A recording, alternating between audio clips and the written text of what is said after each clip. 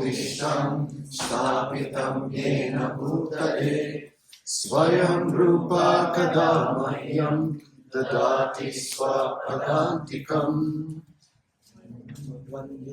Ham Shri Guru Shri Yuta Padakamalam Shri Gurum Vaishnavanscha Shri Rupam Sagrajatam Sagana Raghunatham Vitam Tam Sachivam Sagraitam Savadutam Harijana Sahitam Krishna Chaitanya Devam Shri Radha Krishna Padam Sagana Lalita Shri Vishakam Vitamsha He Krishna Karuna Sindhu Dinabandhu Jagatpate Gopesha Gopika Kanta Radha Kanta Namostute Tapta Kanchana Gaurangi Radhe Vrindavaneshwari Vrishabhanu Sute Devi Pranamami Haripriye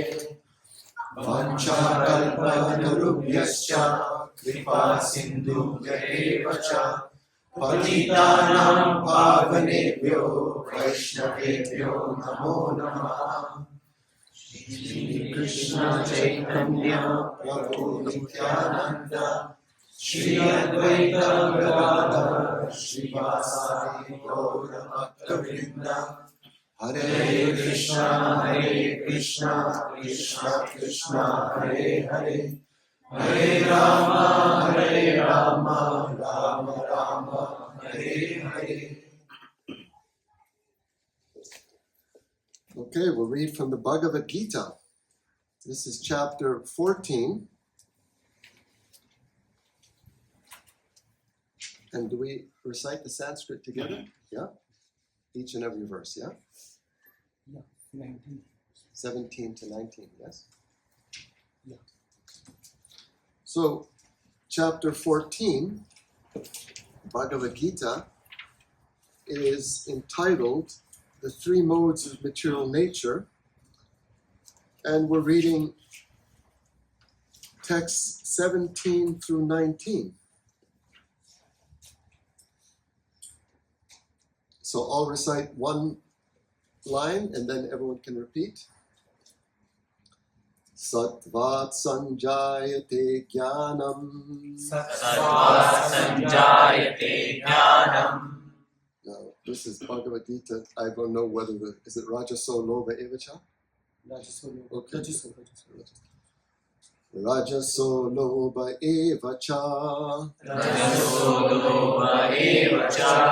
Pramada Moha Tamaso. Pramada moha tamaso.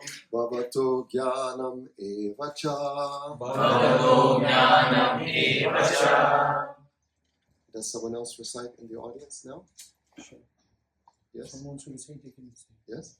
Would anyone like to recite the verse and we'll follow? I can. Yes? Go ahead. From the mode of goodness, really the You can read the English translation, but we'll start with the Sanskrit. Anyone would like to recite the Sanskrit first? Sattva sanjayate jnanam. Sattva sanjayate jnanam. Rajaso lobha evacha. Rajaso lobha evacha. Pramada moha Pramada moha tamaso. tamaso. Bhavato jnanam evacha. Bhavato jnanam evacha. Sattva sanjayate jnanam. Sattva sanjayate jnanam. Rajaso lobha evacha. Rajaso lobha evacha. Pramada moha tamaso. Pramada moha tamaso. Bhavato jnanam evacha. Bhavato jnanam evacha. Anyone else? The Sanskrit. Sattvat sanjayate jnanam. Sattva sanjayate jnanam. Rajaso lobha evacha. Rajaso lobha evacha. प्रमादमोहौ तमसो प्रमादमोहौ तमसो भवतो ज्ञानमेव च भवतो ज्ञानमेव च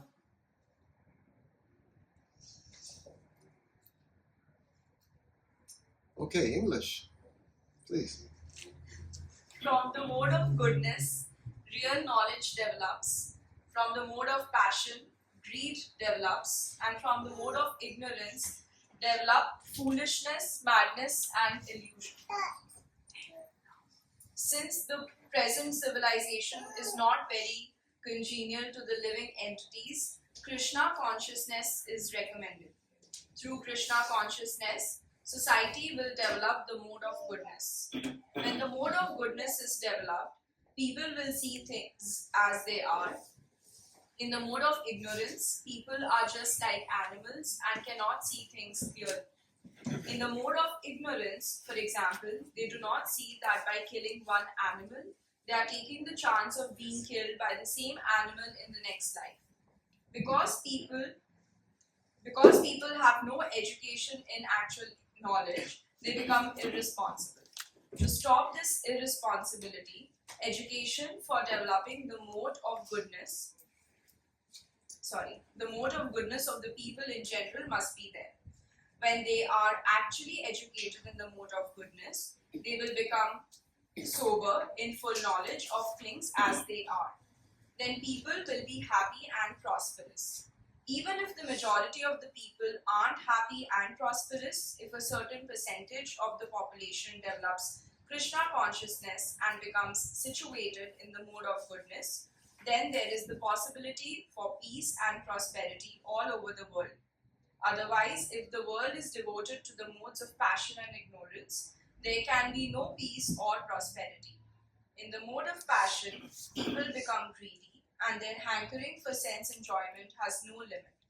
One can see that even if one has enough money and adequate arrangements for sense gratification, there is neither happiness nor peace of mind.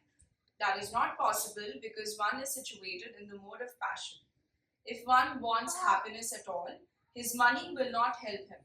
He has to elevate himself to the mode of goodness by practicing Krishna consciousness.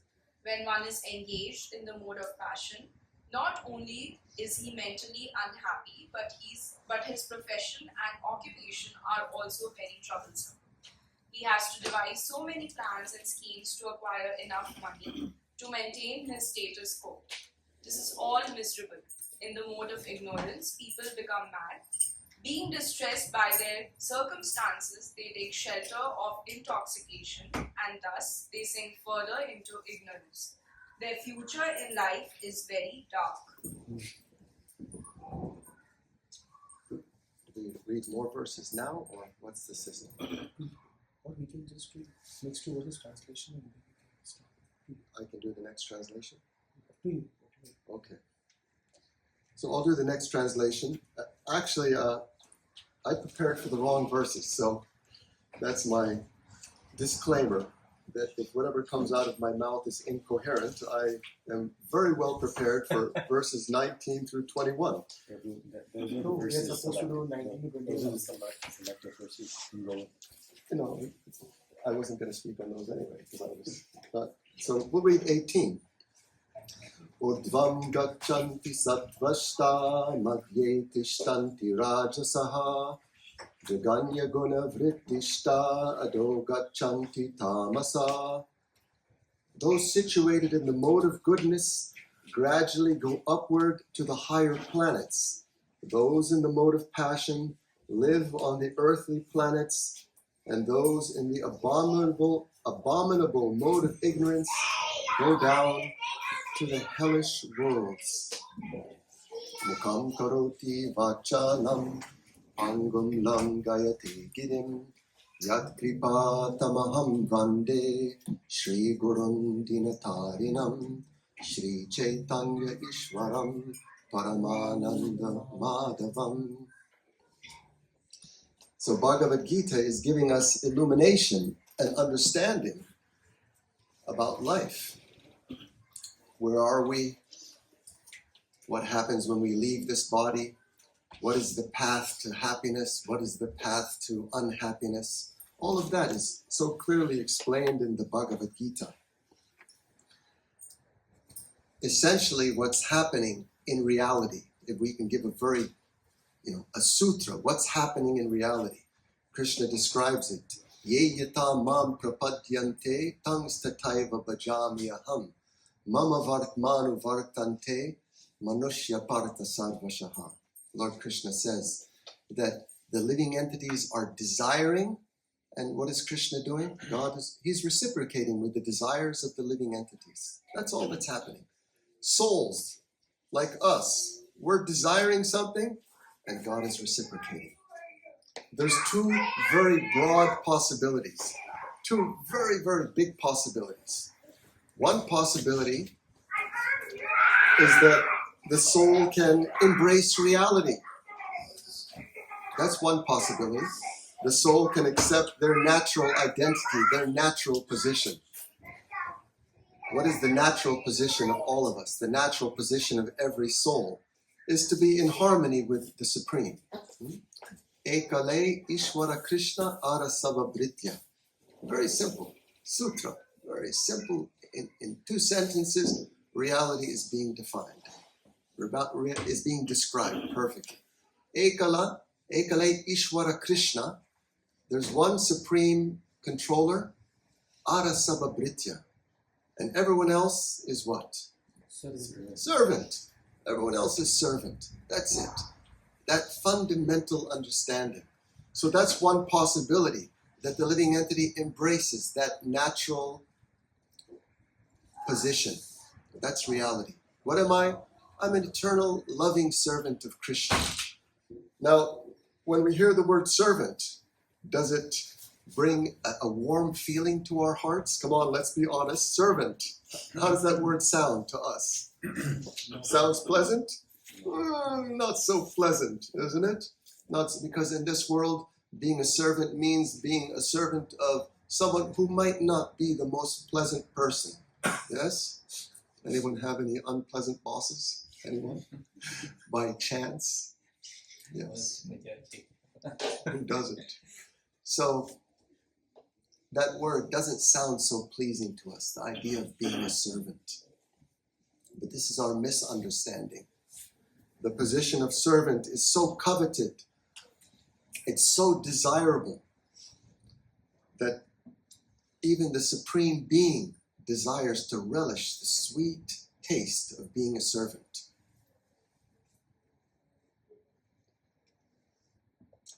And when the God desires to relish the sweet flavor of being a servant, what does he do? What does Krishna do? In order to relish the sweet taste of being a servant of God, what does God do? Anyone can say? Yes.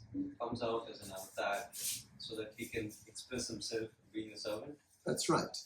Krishna himself, he's the supreme enjoyer. He's the supreme Ishvara, the supreme master of all. Everyone else is his loving servant. But he's seeing that his servants are relishing pleasure greater than him. He's thinking, what are they tasting? They're tasting such an extreme ecstasy, so much happiness in the ecstasy of loving service that he says, I want to taste that. So he comes as Chaitanya Mahaprabhu to relish that sweet taste of loving service to himself. So that thing which we're averse to it because we're basing it on our experience of this world. So that's one broad possibility, the broad possibility of embracing reality. But the living entity, we have free will. So there's another option. The other option is to reject reality and think, no, I want to try something different. I don't want to be the servant. And to try to be, instead of the servant, the master, the enjoyer, the center of attraction. That's what this material world is. The material world is a place where the souls are trying to fulfill that fantasy, that unrealizable fantasy of being the center of attraction, the supreme enjoyer, the master, the controller. There was this TV series. Probably no one in this room knows the TV series because It's from my generation. Let's see. Let's see if anyone can identify. A fine mess you've gotten us into. Anyone knows this line? A fine mess you've got. There was this comedic duo, Laurel and Hardy. This we know. This you know, Laurel and Hardy. And so I forget which one. One of them used to say to the other one, a fine mess you've gotten us into. Yeah? So we can say that to ourselves. A fine mess I've gotten myself into. By what? By rejecting my natural identity, my natural position as a loving servant, and I've come into the material world in order to try to fulfill this ridiculous idea of being the center of existence, of being the most important person, of being the controller, of being the supreme enjoyer. And it doesn't work because it's constitutionally not our position. Analogies are given in the Shastra to help us understand. Just like the parts of the body. The parts of the body have a natural function, which is to serve the stomach. The eyes, they look for food. The hands, they get the food and they cook the food. And then they place it in the mouth. And the mouth does the work of chewing the food. And then the food goes to the stomach, and what happens? Everyone is satisfied. The hand becomes satisfied, the eyes become satisfied, the mouth becomes satisfied, the body is nourished and healthy. But suppose the hand, which is part of the body, decides, what is this? We're doing so much work. This stomach is sitting there doing nothing, simply enjoying the food. We should take the position of the stomach. We'll be the enjoyer. And the hand tries to take the food and enjoy without giving to the stomach. What is the result? The result is the hand becomes malnourished. It loses its vitality. And it becomes dirty. You just play with the food like that. The hand gets dirty and malnourished. So in the same way, when the soul doesn't participate in the loving dance with God, then the soul becomes covered by the modes of nature which are being described here in the Bhagavad Gita. When the soul comes in contact with material nature, we become influenced by the three modes of material nature: Sattva gun, Rajagun, Tamagun. Yeah?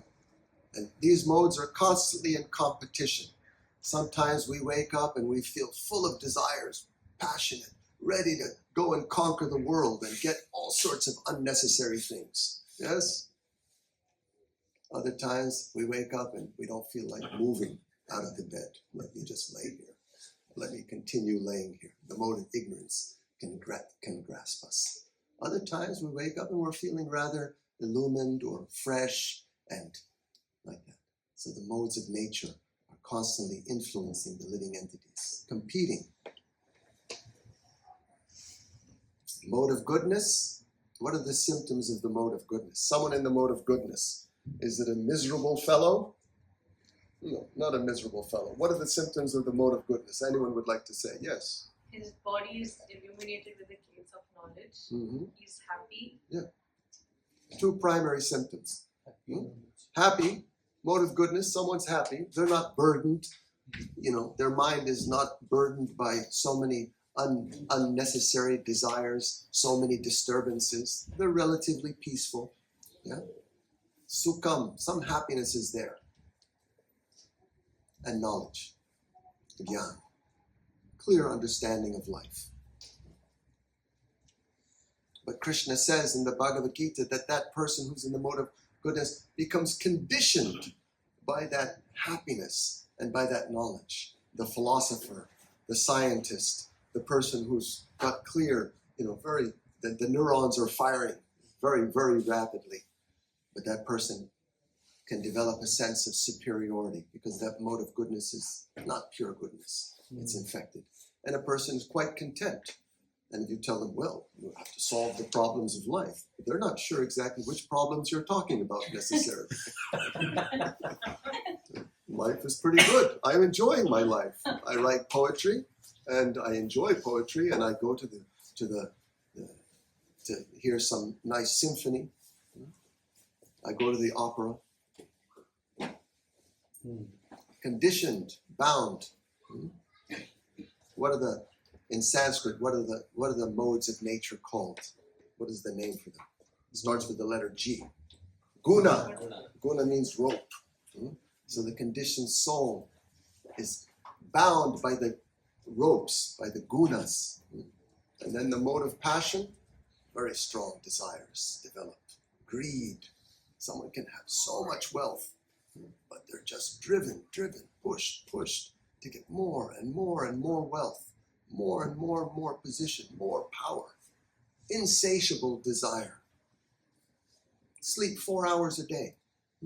Good thing, not to sleep too much. But what do they do when they wake up? They have their coffee, they check the stocks, and then they go about their business of trying to expand their empire. Not seeing, no vision to understand that everything will be taken away. Who is so unfortunate to work so hard for something which will be taken away? When I was growing up, we didn't have advanced technologies to play with. Thank you, Krishna. We had very simple toys. One of the toys we had was Etch-a-Sketch. Anyone? No? It's like Laurel and Hardy. No one knows what I'm talking about. Etch-a-Sketch. It's this thing where it's a little plastic thing, and then somehow you draw on the plastic thing very nicely. And then one shake, and whatever you drew, you could have drawn a very elaborate, design, images on this Etch-a-Sketch. One shake, finished. It all disappears, right? So that's material life. Investing just in material life means that so much endeavor with some idea that I'm prospering, I'm moving forward, I'm achieving something. And then material nature comes and she shakes and finished. One ends up with nothing. The great scholar starts again from ABC. Yeah? From PhD to ABC. Next life, it's not that, you have 2 PhDs. Welcome. Now you continue from your 2. No, you don't start from your 2. From PhD, you start ABC, little child, starting from scratch. So there's no recommendation from any wise person in history. No wise person in history has ever advised, yes, invest all of your energy in just material pursuits. No wise person has ever suggested such a thing. That's the mode of passion. And what's the result? The result is unhappiness. The work itself is unhappiness, is troublesome, and even when one gets what they covet so badly, then there's anxiety that I'll lose it, isn't it? It's not that, no, I'm peaceful, everything is fine. No, there's anxiety. And mode of ignorance, abominable mode of ignorance. It's the delusion of living entities. And they remain very tightly bound and crippled by that dark mode. And their nature as souls is completely covered. So that's one broad possibility. And based on the interaction with the modes of nature, souls get a certain destination. Those who cultivate the mode of goodness. And when we talk about the mode of goodness in Kali Yuga, it's kind of like an endangered species.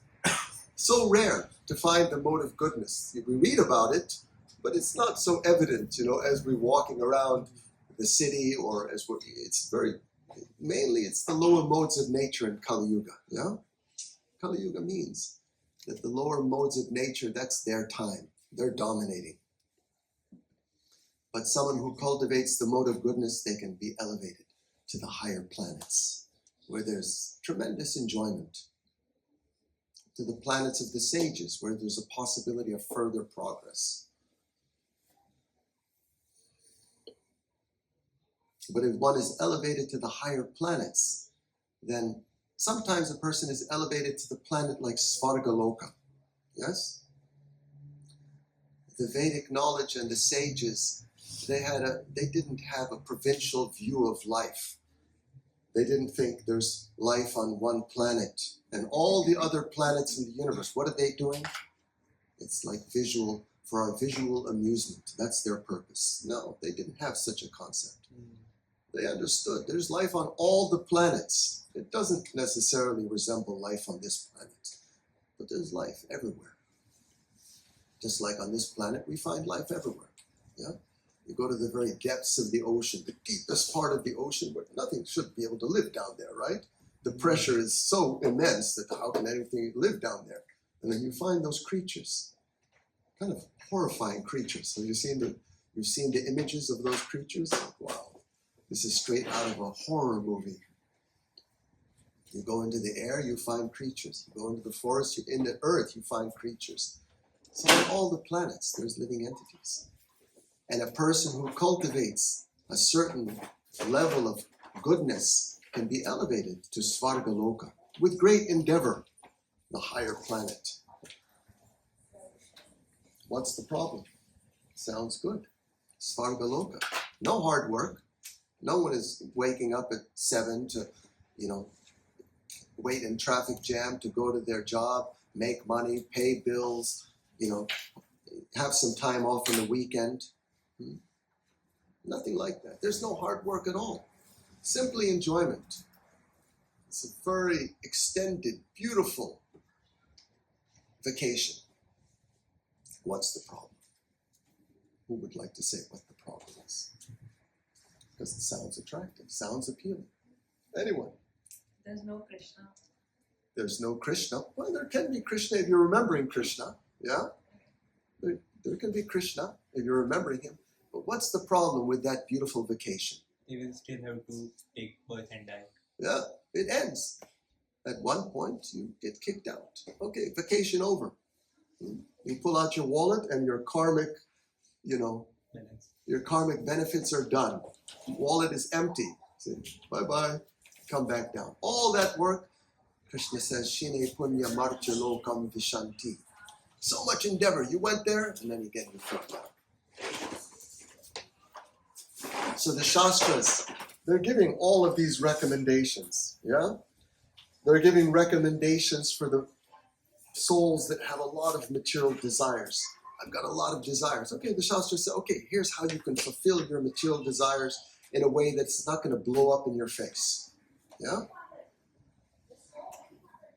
Pravritti marg, the path of material enjoyment, but not material enjoyment that results in a disastrous conclusion.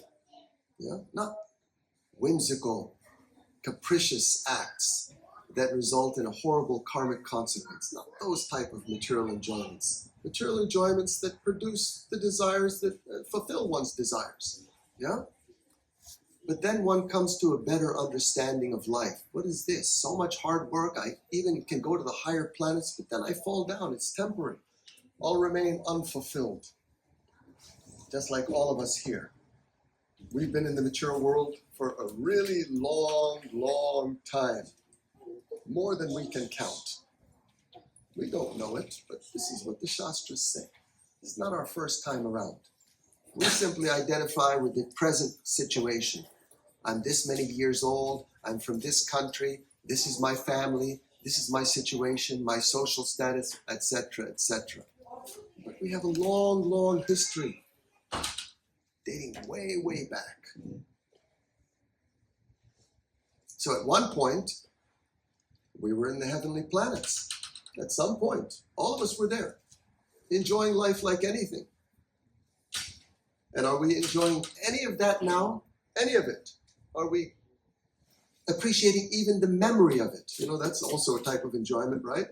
You're sitting in work in front of the whatever, in front of the computer or in front of, on the desk writing, and then you think, that vacation I took in Bali back in 2003, that was really nice. Sitting on the beach, enjoying the coconut juice, and at least you enjoy the memory of it.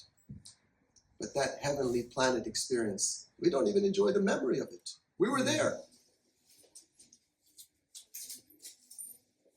So then one comes in contact with higher knowledge, the understanding Hey living entity, hey soul, the material world is not your home. You don't belong here. Asango hiyam purushaha. The soul has nothing to do with matter. And that's why we feel so uncomfortable here. Is it just me? Am I the only one? We feel a little awkward in the material energy. A little bit. Something's wrong. Something doesn't quite fit. Yeah?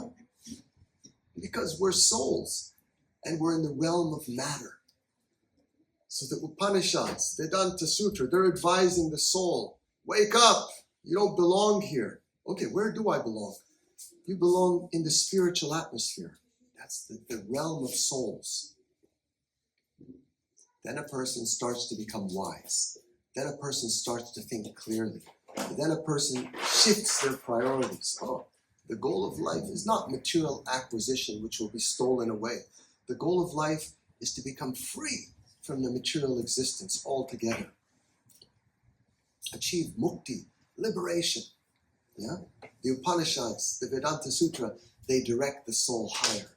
Try to get out of the material world. And some souls, they're attracted to that.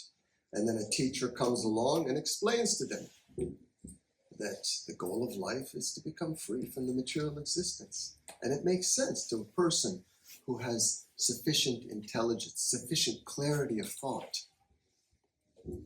But there's a problem. The souls in this world are affected, or we can even say infected, by two maladies, two diseases. The soul by nature, we by nature are pure. We're pure soul. But we're in a contaminated state, infected by the material energy, by our own desire. So what are the two infections of the soul, the two broad maladies of the soul in this world? Would anyone like to say? What's one big problem we have in terms of our consciousness? Ignorance that we don't recognize the soul. Yeah, we don't recognize. Yeah, we're in a state of ignorance. We don't understand our own identity, and that's due to material desire. We have material desire. We have a strong desire to enjoy matter. Yes? The living entity comes out of the womb and says, hey, what's there for me to enjoy? Immediately the senses are pulled by the objects of this world. That's one problem. So the impersonalists, those who are aspiring for mukti, they recognize that problem. They think, I have to get rid of material desire. Yeah? The Buddha also recognized that, didn't he? When Siddhartha Gautama became the Buddha, he became enlightened. He had everything. Yeah? Everything. He had it all. He was a prince, extremely good looking, had full facility for material enjoyment, tons of wealth, everyone. He was very popular. Yeah? And then when he became the Buddha, the enlightened one, he said, oh, this material world, what is it? It's a place of suffering. That suffering is due to material desire. So what's the solution? Get rid of material desire. Extinguish material desire, you extinguish suffering. So that's one of the maladies of the living entity. The soul is afflicted by a second infection, a second malady. There's some envy of God. Why him? Why not me? Why shouldn't I be the one who's dancing with the gopis? A friend of mine was at work, and on his, just above his desk, he had a picture of Krishna with the gopis. Beautiful picture on the wall. And his co-worker came in and said, oh, who's that? He looked at the picture, and my friend was about to explain, and then the co-worker said, I wish I was that guy. Sometimes wisdom comes out of the mouth of anyone. Yeah? I was once distributing books, and I met two guys, and I was just having a little conversation with them, and I said, so what do you guys do for a living? Working men, engineers? And I said, right now we're just enjoying. And I said, you're enjoying, but you're not the supreme enjoyer. And one guy said, I'm trying to be. So this is the second malady of the living entity, the desire to be the supreme enjoyer. And therefore this path of impersonal liberation, the idea of becoming free from material existence and merging with Brahman, becoming a spark of light within the all-pervading spiritual energy. It's very appealing to souls who no longer want to be entangled in material existence, but they don't want to serve God. Yeah? There's still that resistance, that aversion to serving God. So I was saying in the beginning, Krishna is fulfilling the desires of every living entity. Yeah? What do you want? This is the big cosmic question that's always being asked at every moment. God is asking a question. What do you want? And the soul is responding. This is what I want. And Krishna is saying, okay. Sometimes he's saying, oh, okay. Still you want that. What a shame. You haven't learned the lessons. Still you want that. Slow learners. I mean, millions of lifetimes to learn the lessons, possibly billions of lifetimes, and still here. Is it fair to say slow learners? I think it's fair to say. I can say it for myself. Slow learner Tara Das. Still trying to get the message, yeah? So whatever the living entity wants. You want material enjoyment? Here you go. Here's the material world for you. Give it your best shot. When you become frustrated, you think, I don't want material existence anymore, but I don't want to serve God. Okay, here's your second option. It's not reality. It's not your natural position. It's not going to bring you full satisfaction, but you can just merge into the all-pervading spiritual energy. And why doesn't it fully satisfy the soul? What's missing? Excuse me? Love. Thank you. That's what's missing. He said love. Yeah? The soul merges into the all-pervading spiritual energy. There's no more suffering. There's no more material energy. But what's missing? What's missing is what the soul exists for. We exist for experiencing perfect love. With who? With the Supreme Person. Nothing short of that will satisfy the soul. So in the impersonal Brahman, there's no love. Because there's no people there. There's no persons. Love means between persons. Between the lover and the beloved. And the activity is called bhakti, it's called prema, it's called devotion. Yeah?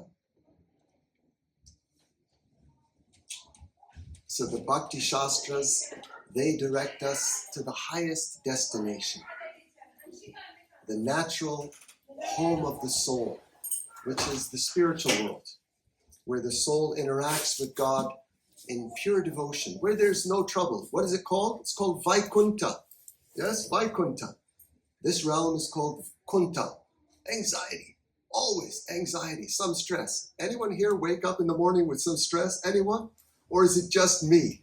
Wake up and then the mind, okay, I'm here still. And guess what you've got to worry about? A lot of things, right? That's why we say, quiet down mind, take my shower, pick up my beads, and focus. Yeah, focus, and then everything gets put in perspective. I do have to attend the duties of life. That's fine. But Kunta is the realm of anxiety. By nature, it's full of stress, which is good. It's good that it's full of stress. That's why we're all here, to solve the stress. If it was not full of stress, we'd be somewhere else. We'd be trying to enjoy the place which is not enjoyable.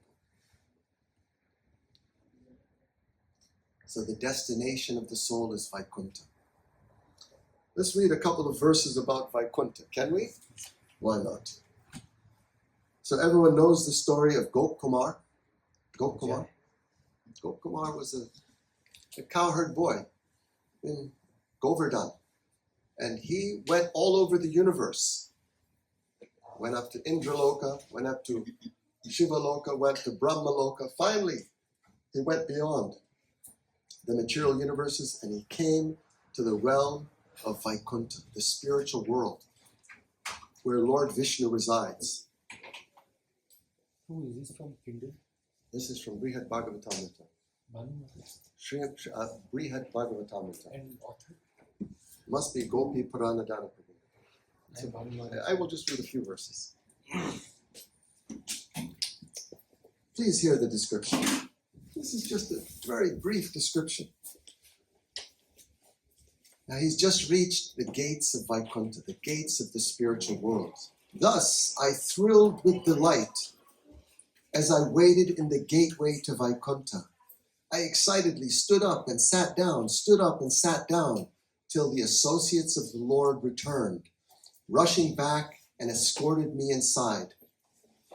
The amazing things I then saw, more wonderful than wonderful, even the 1,000-headed Ananta Shesha would be unable to describe, even in a lifetime of Brahma.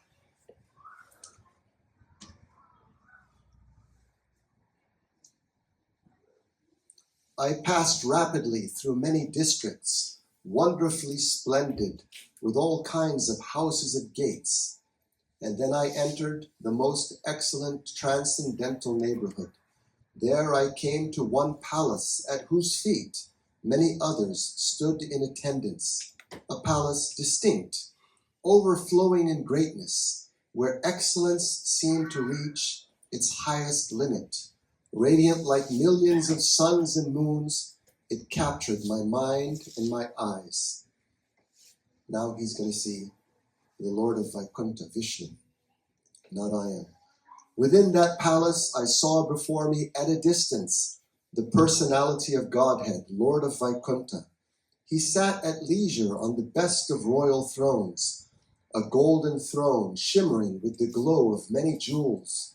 The cushion on which he sat was of swan white cotton, fine, attractive, spotlessly clean, and the soft, handsome bolster on which he leaned his left elbow and upper arm appeared like the full moon cleansed of its spots. He was the presiding lord of blossoming youth. The brilliant effulgence of his sweet, attractive limbs defeated the splendor of new rain clouds. That effulgence lent further grace to his garlands, cosmetics, and garments, already graced by jewelry made of gold, bedecked with gems. His 4 shining arms, long and well built, enhanced the beauty of his bangles and armlets. 2 yellow silk garments dressed his body, and charming earrings set off his rounded cheeks.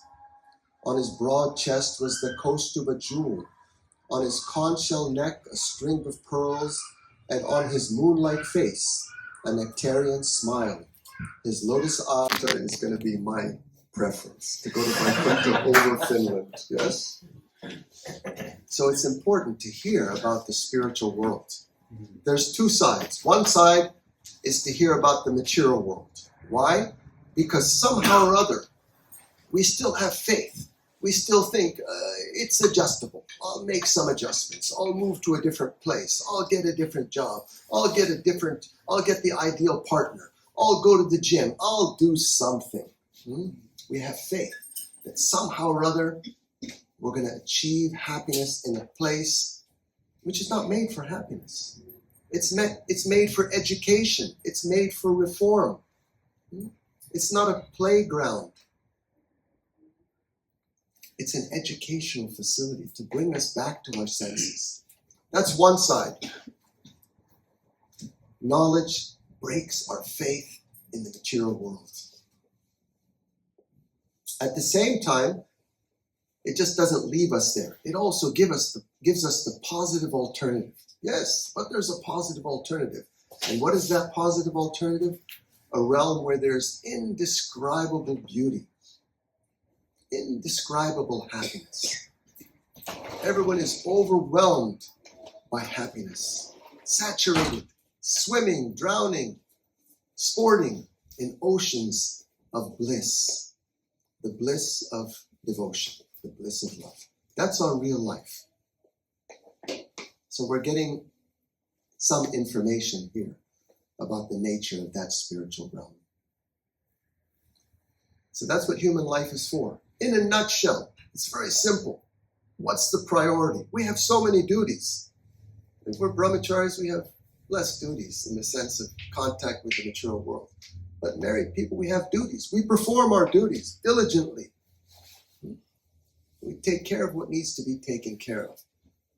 But the first business of human life is to solve this problem, the problem of material existence. And that doesn't happen haphazardly. It doesn't happen by chance. It happens by deliberate attention, by deliberate practice, by hearing. If we hear from the right sources, from the Shastra and from the sadhus, then our intelligence becomes clear, our intelligence becomes nourished, and we understand clearly what the goal of life is. And then at the end of this life, we feel, okay, I did it right. I did it right. When Srila Prabhupada was getting ready to leave this world, he was laying on his departure bed, and he was skin and bones. And he looked up at his disciples who were 28 years old, maybe 30 years old, full of vigor, full of power, full of energy. And he looked up at them and he said, don't think this won't happen to you. That was, 1977. So now what are we, 50 years later? And it happened to them. They all became old. And those that adhered to their spiritual practice, that gave it proper attention, that fed the soul, fed themselves, they're content. Okay. I did the right thing. So that's it, in a nutshell. All facility has been given. The books have been given. The chanting of the holy name has been given. The Sangha has been given. The path has been laid out. So we just need to accept the gift, take advantage of it. That's all, nothing else. Thank you all so much for your kind attention. Hare Krishna.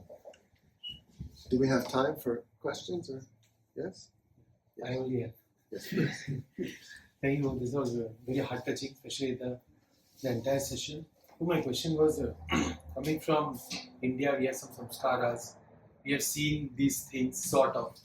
And obviously coming to Krishna consciousness and the way we read the book, then things becomes more clear. But I was just curious how your journey started and how people want to come to US. But in your case, you decided to move to Mayapur.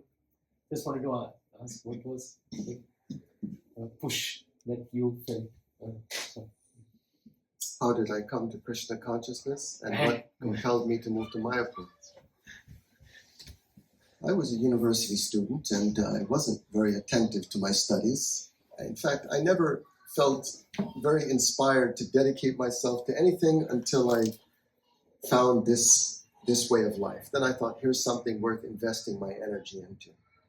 So I was attending a center in Boulder, Colorado, and participating in the kirtan and taking prasadam. The philosophy was flying over my head. But over time, I came to understand a little bit better about what the philosophy was. And at a certain point, Krishna, he reciprocated with me sufficiently that it became very clear to me that this was a perfect understanding of life. So I dedicated myself to the best of my ability, and I was serving in ashrams in the States, in Florida for some years, and then traveling around and sharing the knowledge with others. And then in 1998, I had the inspiration to move to Mayapur, and my spiritual master gave me the blessing to do that.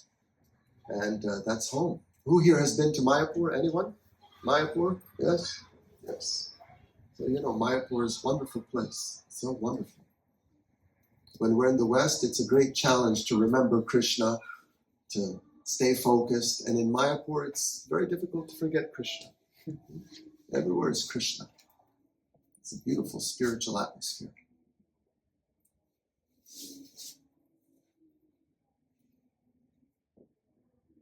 Thank you. Okay, so what do we have? Kirtan now? If anyone has any questions, we can take one more. Yes. Can you give an example of bhakti, a person who saw bhakti, or your own feeling of how you experienced it? It sometimes feels like a drug where you get really high with it.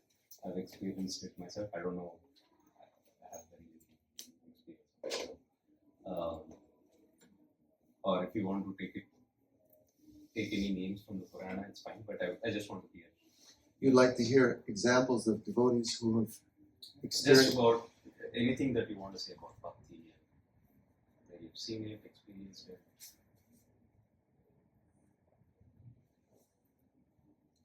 Well, we hear about it.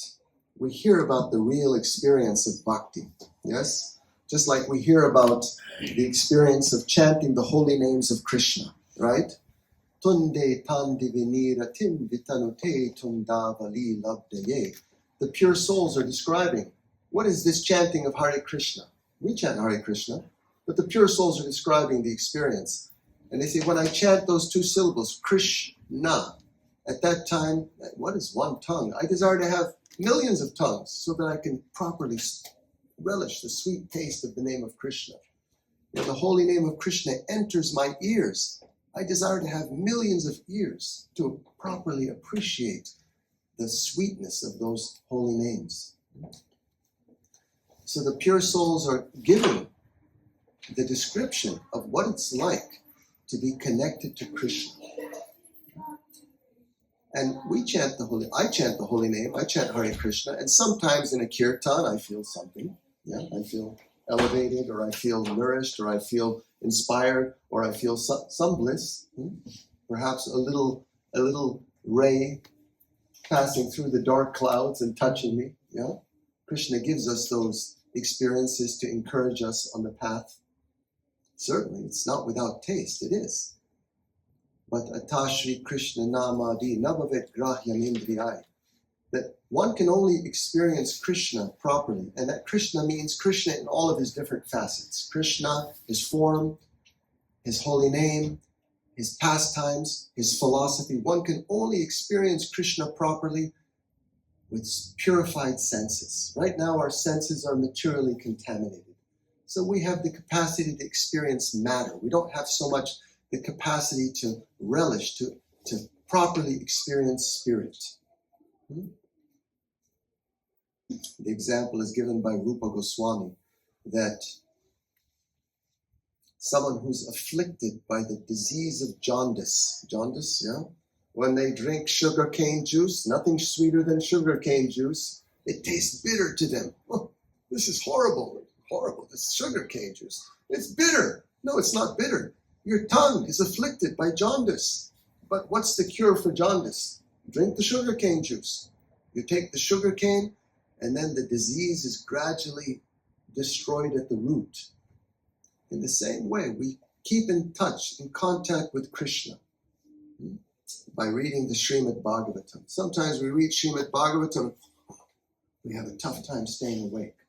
Maharaj Parikshit, 7 days and 7 nights. How much did he sleep? He didn't sleep. 7 days and 7 nights he was attentively listening with great relish. He was experiencing profound bliss for 7 days without sleeping, without eating, without drinking. It's because he was experiencing Bhagavatam with spiritual senses. But it's the cure for the disease. So as we continue with the practice, then Krishna, he gives us encouragement in the form of some higher taste. And that keeps us going on the path. That keeps us going. By attentively chanting, by attentively studying the Shastras, by having some friends, real friends, not friends that say, hey, let's go do some nonsense. I don't need a friend to help me do nonsense. I'm good at doing it by myself. A friend is someone who helps to lift us up. That's a friend. We get together and we lift each other up.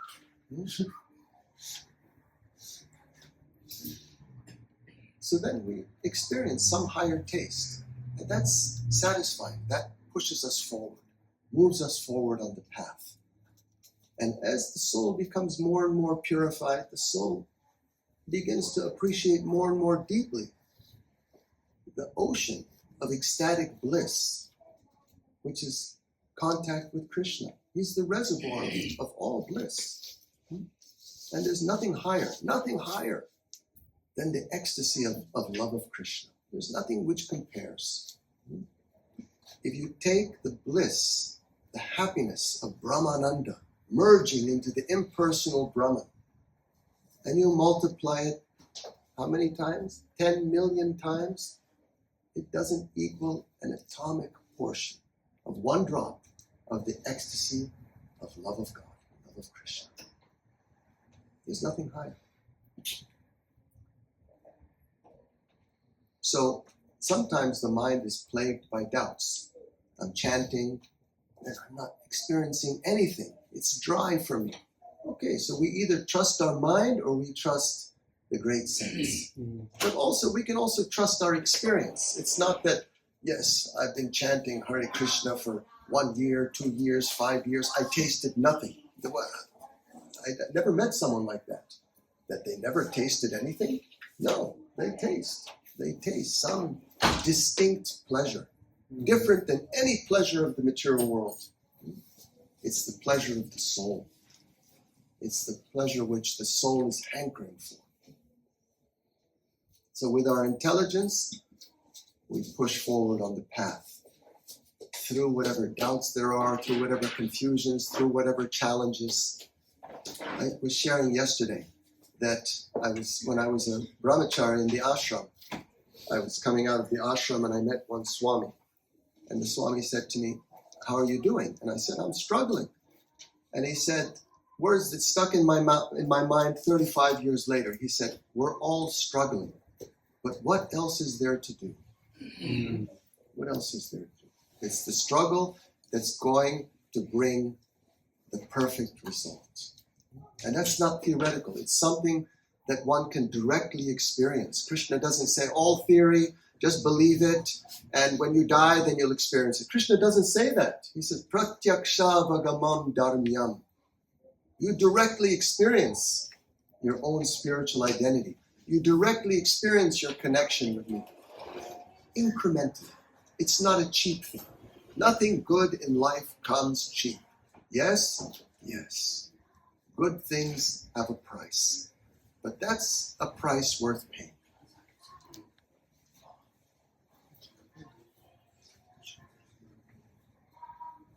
The 6 Goswamis, they were ministers in the government. They had full facility, so much wealth.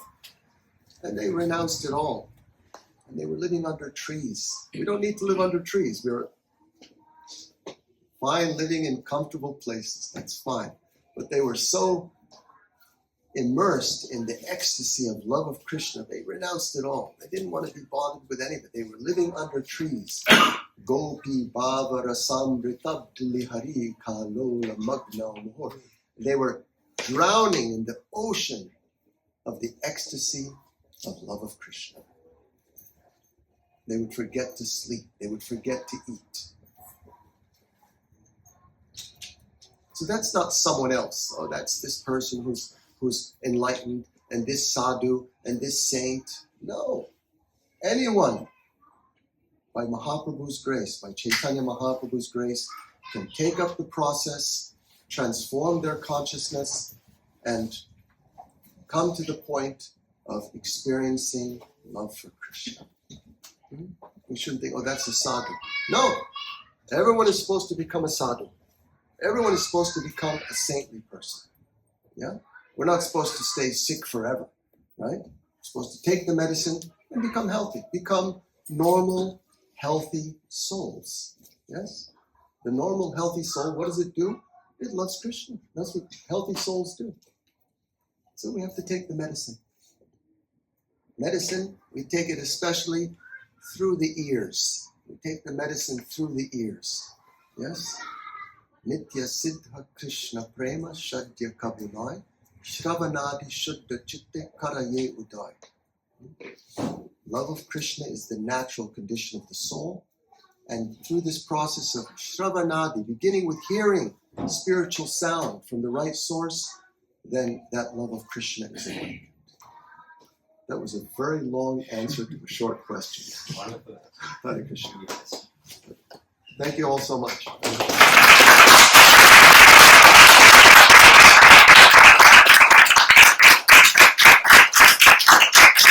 Srila Prabhupada ki jai. 5-minute kirtan, sure. Same as what we did in I was just Okay, relishing we'll those But days. I'm going to stand up Yes. because my legs Yes, are, yes. and it might take me 30 seconds to stand up.